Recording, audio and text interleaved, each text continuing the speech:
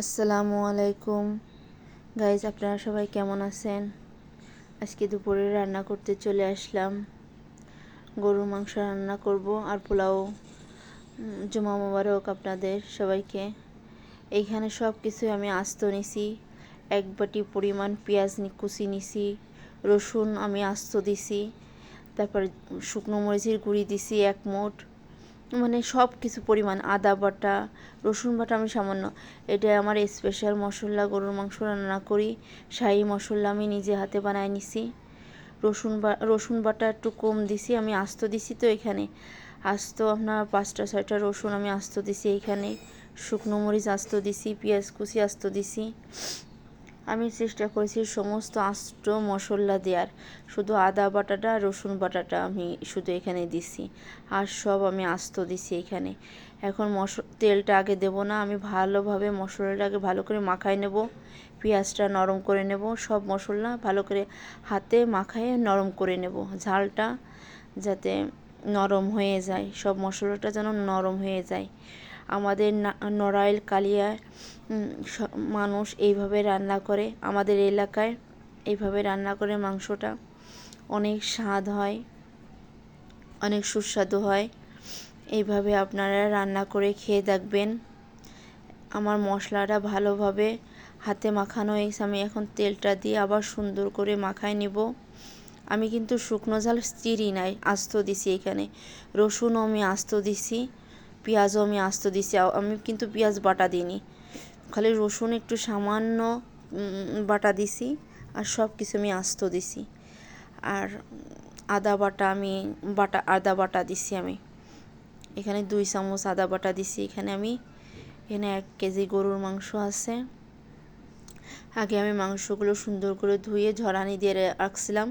এখন সব মাংসটা আজকে খুব ভালো হয়েছে, দেশি গরুর মাংস। আমাদের এক ভাই দেয়, সে খুব ভালো মাংস দেয় আমাদের,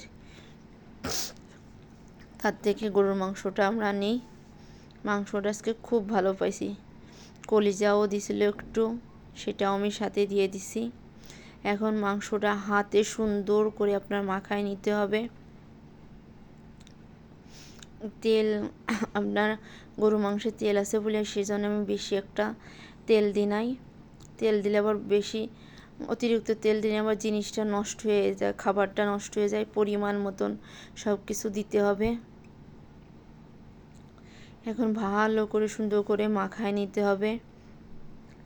আপনারা যদি চান শাহি মশলার রেসিপিটা যে মশলার, সেটা আপনাদের আমি দিব অবশ্যই। এটা মাংসের সাথে, গরুর মাংস হোক মুরগির মাংস হোক, দিলে আপনার মাংসের স্বাদটা দ্বিগুণ বেড়ে যায়। এই দেখেন আমার মাংসের কালারটা কত সুন্দর আসছে। এখন আমি পোলাওটা রান্না করে নেব। পোলাওতে আপনার পেঁয়াজ কুচি দিছি 1 বাটি, আদা বাটা দিছি 1 চামচ, রসুন বাটা দিছি। এখানে সব মশলা দিয়ে আগে মশলাটা ভালো করে ভুনা করে নিছি। এখন আমি চালটা ভালো করে ভাজে নেব। না, পেঁয়াজটা একটু বেশি দিতে হবে পোলাওতে, আদা বাটা রসুন বাটা দিতে হবে। এই দুটা দিয়ে ভালো করে ভুনা করে নিতে হবে আগে, পরে চালটা দিতে হবে। চালটা দিয়ে ভালো করে ভাজে নিতে হবে, তাহলে ঝরঝরে পোলাও হবে। আমি চালটা কিন্তু আগে ভালো করে ধুয়ে ঝরায় নিয়েছিলাম। অত তো আর ভিডিও করে দেখানো সম্ভব হয় না। আমার পোলাওটা খুব পারফেক্ট হয়েছে। আমি গরম পানি করে রাখছিলাম, গরম পানি দিছি রাইস কুকারে।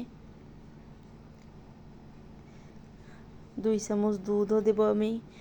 ঘি দিয়ে আগে ভাজে নিয়েছি পেঁয়াজটা, এখন আরও একটু লাগবে। বেশি আবার ঘি দিলে মানে কীরকম যেন একটা পোলাও ছাড়া ছাড়া হয়ে যায়। পরিমাণ মতন দিতে হবে। আমি এখন চালটা ভালো করে ভাজে নেব। পোলাওর জন্য আমি বেরেস্তা করে রাখছি আগে। চালটা সুন্দর করে ভাজে নিতে হবে।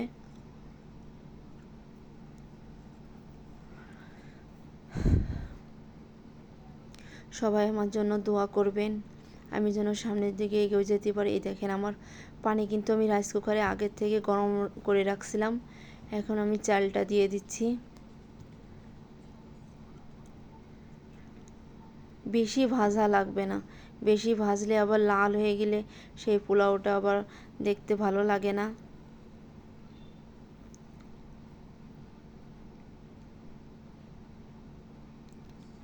এখন আমি পোলাও চালটা পানির সাথে সুন্দর করে নাড়াই দিব।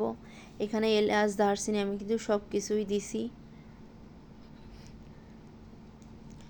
দুধ দিয়ে দিছি 2 চামচ। আমি ভাজার সময় কিন্তু এই লবণ দিয়ে দিছি, যে সময় পেঁয়াজটা আমি ভাজছি সেই সময় লবণটা আমি দিয়ে দিছি আগে। এখন আমি দুধটা দিয়ে সুন্দর করে নাড়াই দেব, তারপরে ঢেকে দেব। আমার পোলাওটা রান্না কমপ্লিট হয়ে গেছে। এখন আমি জর্দার যে কালারটা সেটা দিচ্ছি, একটু সামান্য দুধও দিচ্ছি সাথে, 1 চামচ দুধ দিছি, দিয়ে তা কেওড়া জলের সাথে গুলায় রাখছিলাম। এখন সেটা আমি পোলাওতে দিয়ে দিলাম। দেখেন মাশাআল্লাহ আমার পোলাওটা কিন্তু পারফেক্ট হয়ে গেছে। এখন আমি একটু সামান্য পরিমাণে ঘি দেব, যাতে ঘ্রাণটা থাকে। আল্লাহ হাফেজ।